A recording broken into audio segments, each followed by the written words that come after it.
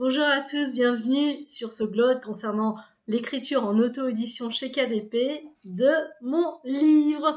Donc aujourd'hui, je voulais partager avec vous en fait les coulisses, comment s'est passé en fait l'édition des livres et le lancement de mon livre, car il y a eu un petit couac. Donc je voulais vous en parler. Donc pour ceux qui ne me connaissent pas, je m'appelle Christine Nguyen.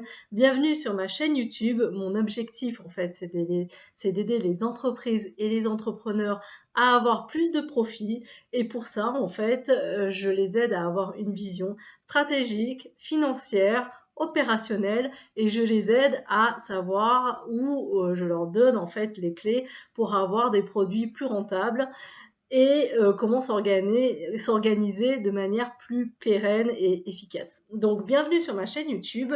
Donc pour ceux qui me découvrent, donc j'ai décidé d'écrire un livre en mai 2021 et il était en ligne, disponible en octobre. Sauf que ce qui s'est passé, c'est pour ça que vous ne m'avez pas beaucoup vu ces derniers temps, c'est que il y a eu un vrai couac en fait. Ce qui s'est passé, c'est que j'ai donné une date en fait de communication, d'ouverture, de lancement en fait du livre. J'avais déjà fait un test, donc j'avais commandé des livres, donc j'en avais reçu 4. Ça a mis 4 jours à arriver, à s'imprimer, à être livré. J'avais été absolument bluffée et je m'étais dit bon, on est tranquille maintenant, on n'a plus qu'à commander 10 exemplaires, 20 exemplaires et ça va arriver. Sauf que en fait, j'ai commandé effectivement 10 exemplaires, sauf que je me suis trompée en termes de demande en fait. Et ce qui est arrivé, au lieu d'avoir ça, c'est que j'ai eu ça avec l'espèce de bandeau horrible où il est marqué non destiné à la vente. Donc du coup, le problème, c'est que j'ai lancé en fait le livre et j'ai reçu ça tout de suite derrière. Donc évidemment, enfin c'était pas possible de vendre ça.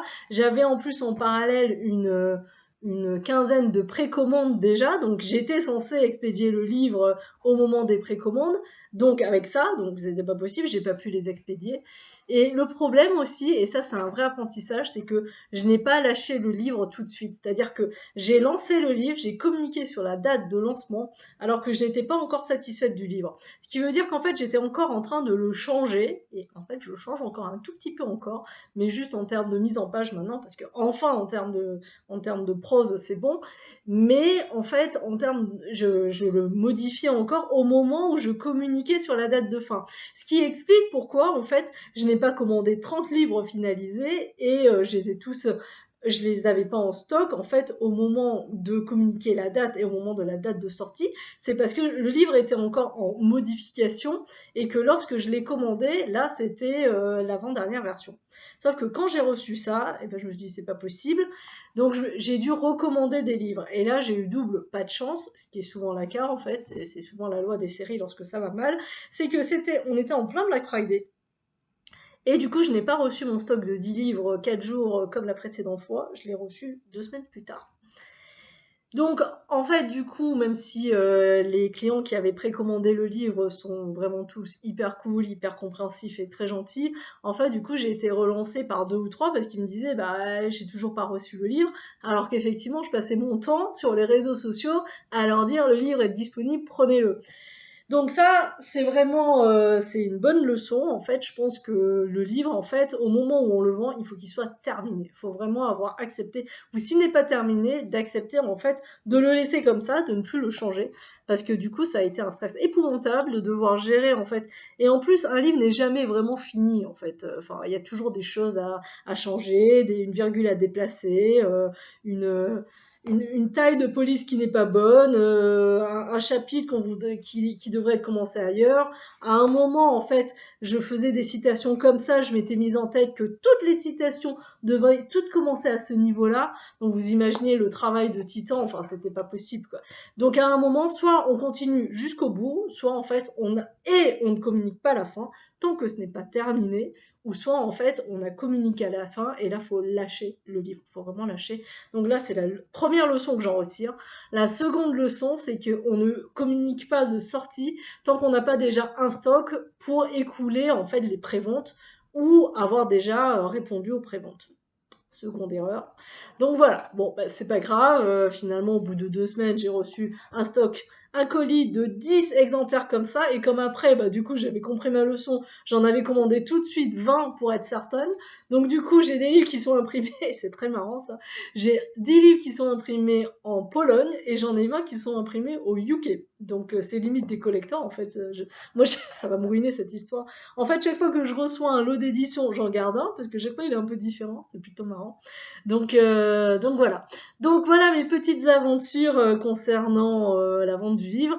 Donc tout le monde me demande en fait si le livre s'est bien vendu. En fait, moi je réfléchis pas comme ça. Mon objectif n'est pas du tout de faire du chiffre d'affaires sur ce livre-là. En fait, l'objectif c'était d'en avoir un qu'il sorte.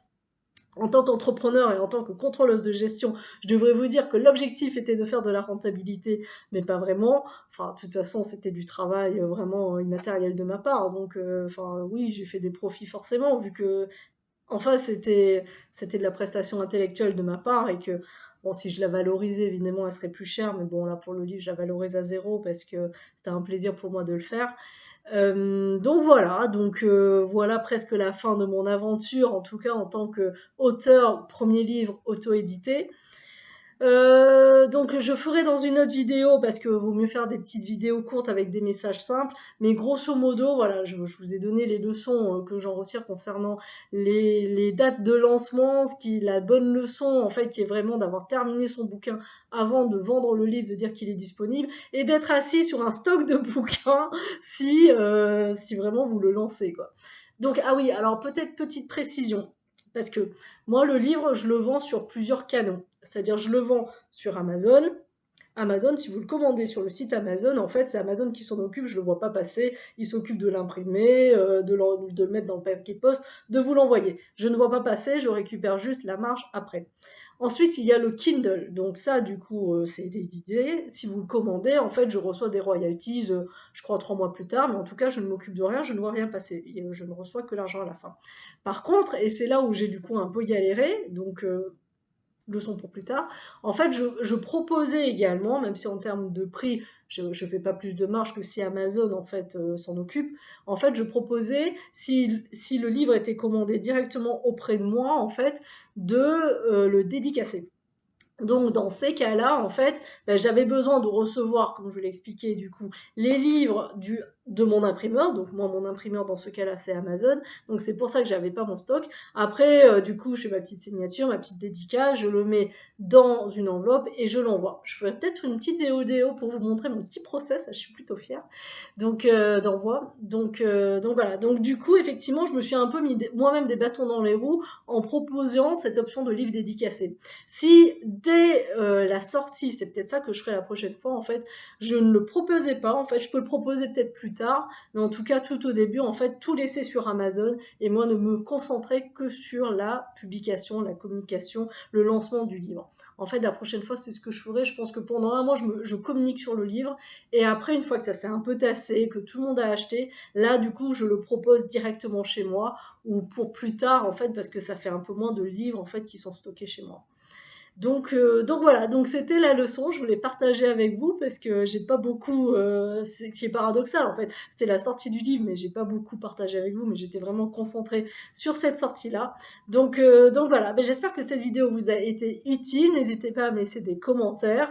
Je vous rappelle qu'il y a un sommet de l'entrepreneuriat que j'organise pour janvier, qui est absolument gratuit. Il y a des intervenants qui sont super, Nathalie Martin au niveau du mindset, il y a BNP qui intervient également pour vous donner les clés pour gérer au mieux un business plan. Donc je vous recommande vraiment de vous y inscrire. C'est totalement gratuit. Moi-même j'y interviens. Donc j'espère vous y retrouver. D'ici là, je vous souhaite une très belle journée. Je vous dis à plus tard et je vous donne rendez-vous au sommet des entrepreneurs. Ciao ciao!